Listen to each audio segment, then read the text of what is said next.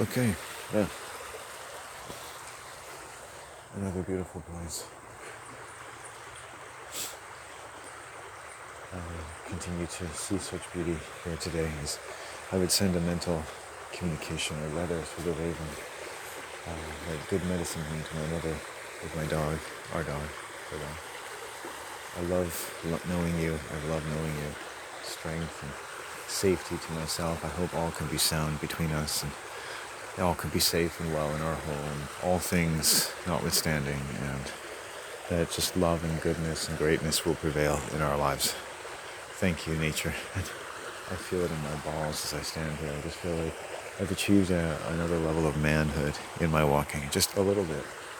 A little bit. Just a little bit. Just a little bit. That's all I want.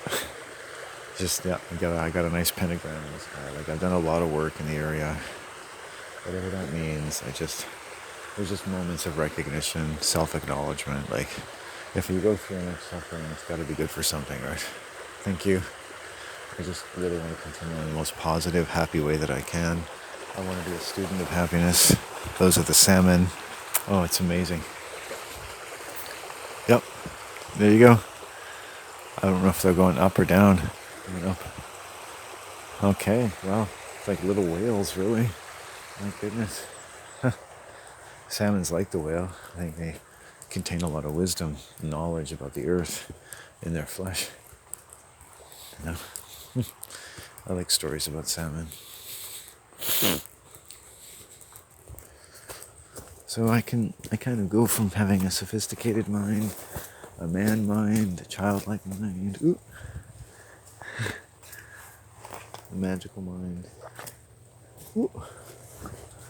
mind that learned to make little comical tapes for itself when he was, 13 years old on his ghetto blaster.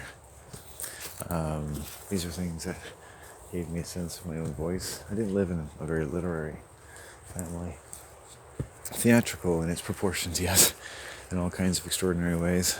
I would like to hold on to, even like the churches my dad forced us to go to. If anything sacred is to be left from such times, it is whatever my dad wanted it to be. Yeah. And I hope he found that somewhere along the way. I'm sorry that it may have cost him the trust, my trust. That goes on for a long time. It's a great bereavement that maybe you just say some sacred words to, because you had a great responsibility when you were a child, because you would have to keep faith with your father all through your life and beyond maybe even his life. You had to keep faith with that. Like, you want to keep faith with the salmon and where you come from. And I sense that the sanctity of the salmon and the sanctity of me keeping faith with my father is something that is connected and that is honest and true and speaks of the power of reconciliation that I have and would share with you.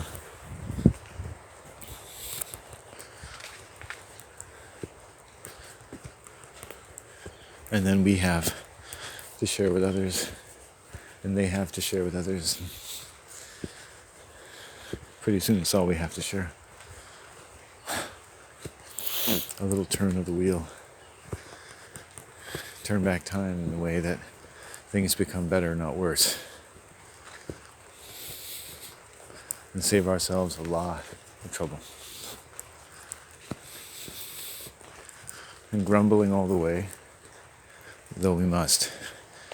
And it should be decreed that grumbles are allowed and even encouraged. They should be handed out at every camp.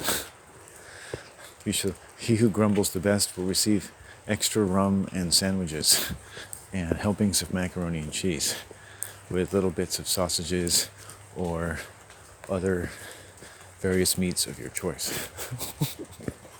These will be the sweets of your life for many years now as we obtain your service in His Majesty's battalions. And so you see how history does have a sort of double-edged sword.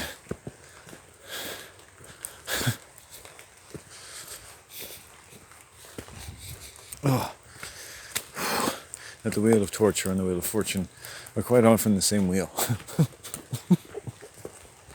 Oh, no, I should like to know that my father has his due, and me mine, and my mother hers, and gee whiz, I mean, I've gone into the realm of mythology in terms of how hard my mind has to stretch to make my family seem like something I can work with and feel safe about the rest of my life and feel good enough about. And I feel like the level of agony or sadness inside of me is infinite at times.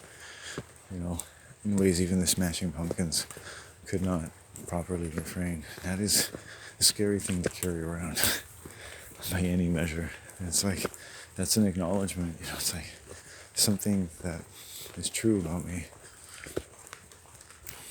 I don't want to live my life like I'm living off a precipice, waiting to tumble into abject grief. I feel like I've meted my grief out to myself, little bit by bit throughout my life, so that I would always be ready for the future.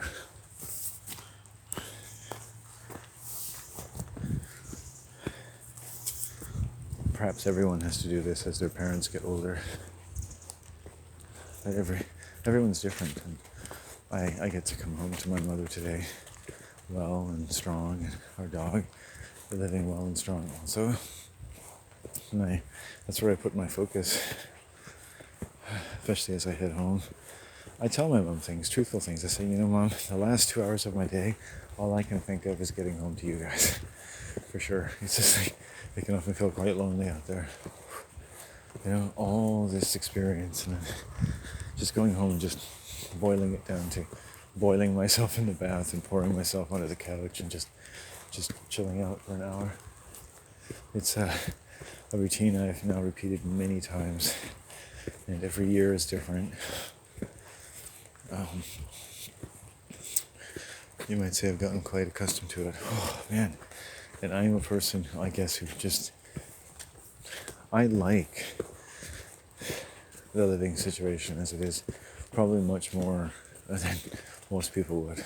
I mean, I don't know what to say. If you wanted me to give some account of how I ended up living with my mother at the age of 50, I'm sure you could find it quite entertaining. But for me, it's like, it's really kind of my life, you know? And I don't think you'd find a lot of people who would talk about that much. Yeah, it takes a certain, I have a strange foreboding feeling that astute men look at me and think I have a tremendous lack of pride or a tremendous abundance of shame or something in between. And I think that in between my legs I just have titanic balls. But they do not beg to differ. They just they look at me with seething things like they want to take me to Brokeback Mountain and break my back, you know.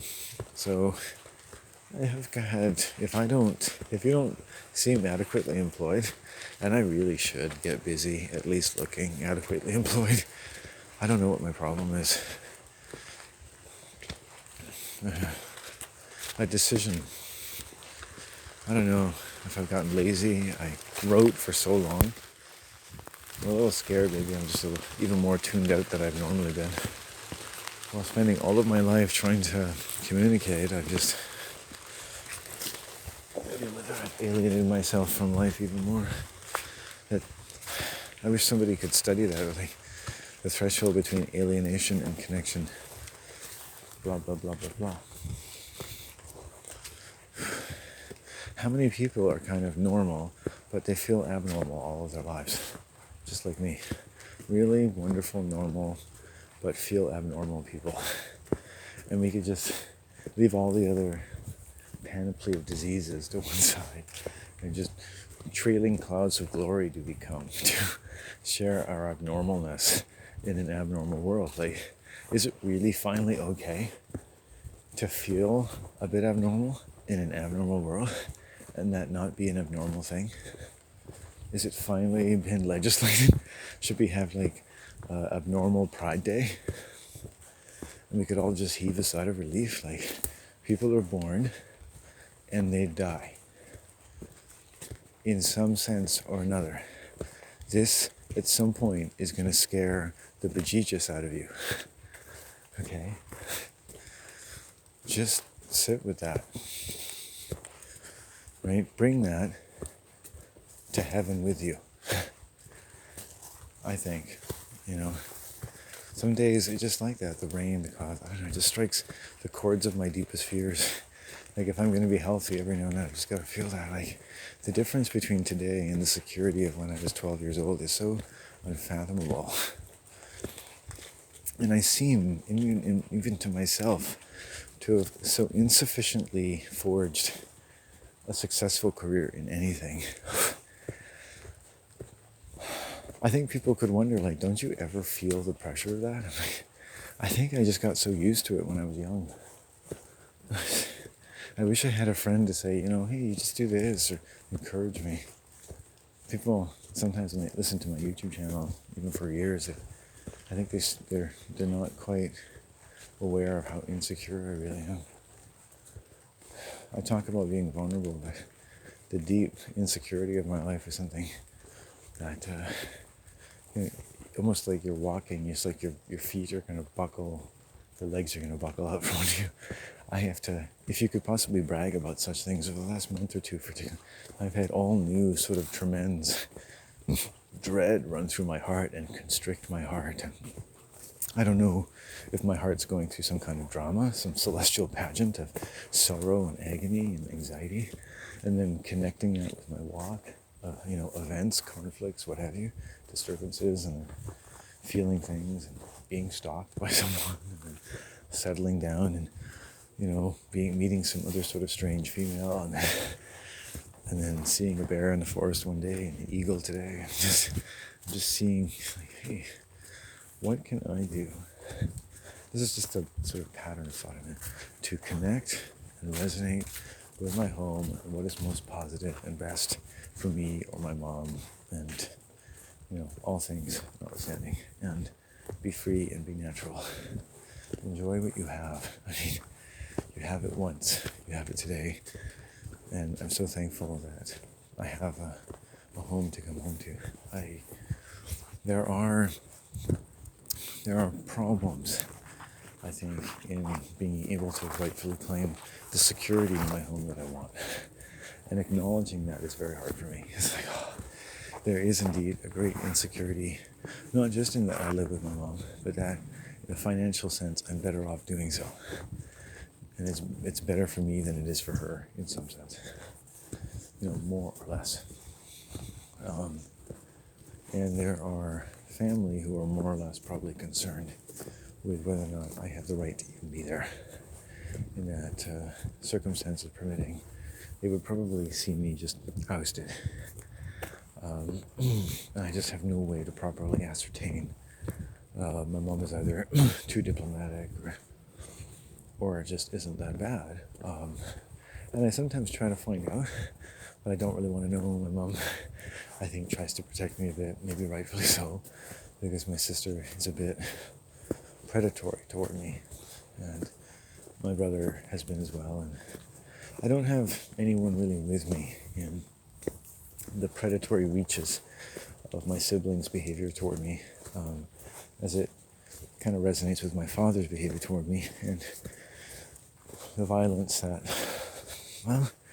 I've had to accept happened, that had to do, I guess, with the extensive reach of the survival imperatives of my siblings, and maybe even my inability to get with that. It's a bit of a strange turn when you're rewarded for being so good at school for 13 years, and then all of a sudden, they just can't get rid of you fast enough. So it was a big, change in my whole life.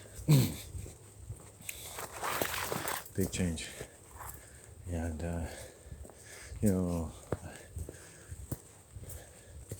I've never really fully probably got my breath in a way. I try not to take anything for granted. It's heading into October. I use magic, like I declared this month the month to look at evil.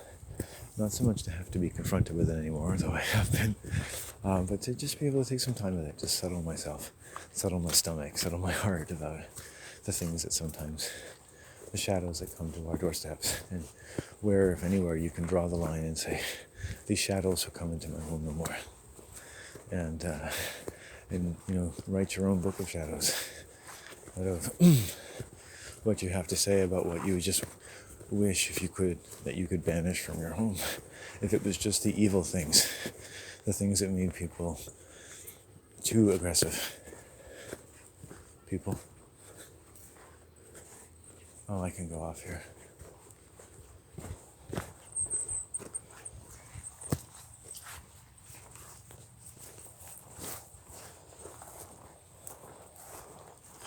There's people coming, but I'm going to walk around. I have a strategy. Plus, I need to take a pee. Whew. Whew. This is not always my favorite place to be anymore due to bad experiences I've had out here, but there's actually a place out here I used to go all the time. I haven't been there in a while. Let's see, where is it? I think it's, maybe it's down here. And it's just a little out of the way little thicket. And I'm cold, but I want to take a pee, so I'm tempted to duck into here. It's usually pretty discreetly obtained. You can just flip in. I have been, in the last few years, this might not be the best account, I don't know. I have been more afraid, sort of exposed to fearful conditions, for me, very dreadful conditions, than any time in my life since I was a child. Well, let's just stop here. It looks very thorny.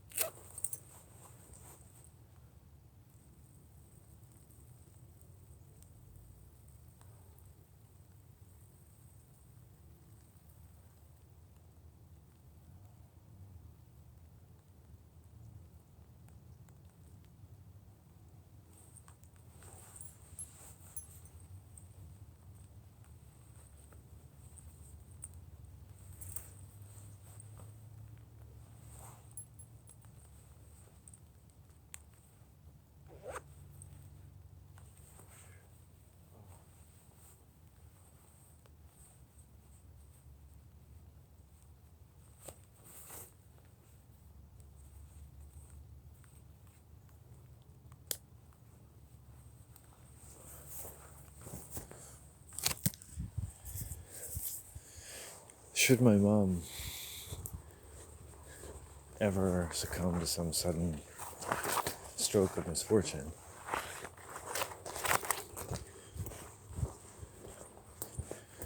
it is safe to say that the grief would in itself surmount what would be inarguably or arguably the beginning of perhaps a great loneliness in my life, unlike any I have known before. To be like, this is like the sadness of the poets now visited upon my flesh in the most poignant and permanent possible way, in my sort of way of being. I've always loved having people. I loved having my dad or my mom around me. It's just been such a big part of my life, and just never having enough of it, among the other sort of difficult aspects there. So I live with that every day, and I love from that place, it's part of my roots. It's like, if I ever had children, I'd be sad for them before they were born. Like, oh, they're little shits. It's gonna be so sad when I'm gone, I just, maybe that's that dark side of my mind. It grounds me, and I know people don't have time to have these fears, probably. They get adequately caught up in the tumbleweeds of time and the many fortunes to which these people are heir that do not have too much time for the misfortune of the world. Oops. That is for crime drama script writers. and Fortune 500 industrialists. Oh, and the pharmaceutical magnates. They own the psychiatric proportions of mass media, keeping us sufficiently honed in on all the right things, like a great science fiction novelist. You know, the worlds that await us now with the new exciting models of the moment. Oh, there's people there. Oh, that's right.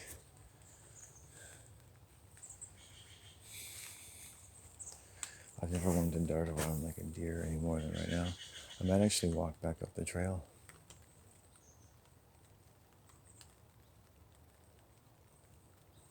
I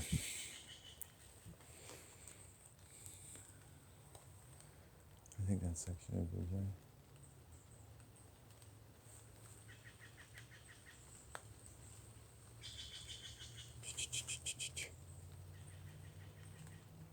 Well, I could go and come back in half an hour to break the tension. Or I could wait here a couple of minutes to see if anyone moves.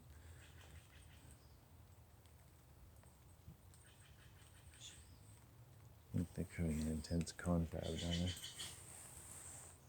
Which don't usually go on that long in such weathers.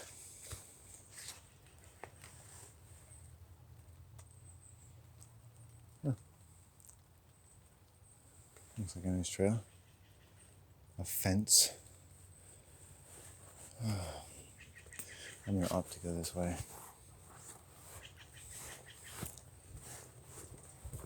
Go around. I don't care if they saw me or not. It's like, I need to keep moving in a pleasant way, and the only way is back. That's my logic. I don't want to go past these people. I don't know if they're upper middle class or middle class, but I hear one woman's voice talking quite incessantly. I'm sure she's quite taken up with something to warrant keeping those people standing there in the way. So I shall now think of my purpose in life to avoid her. And thus, I am entailed in service of any man's peace of mind. I go as though with the king's writ across such an ennobled land as I should set foot upon. There we go.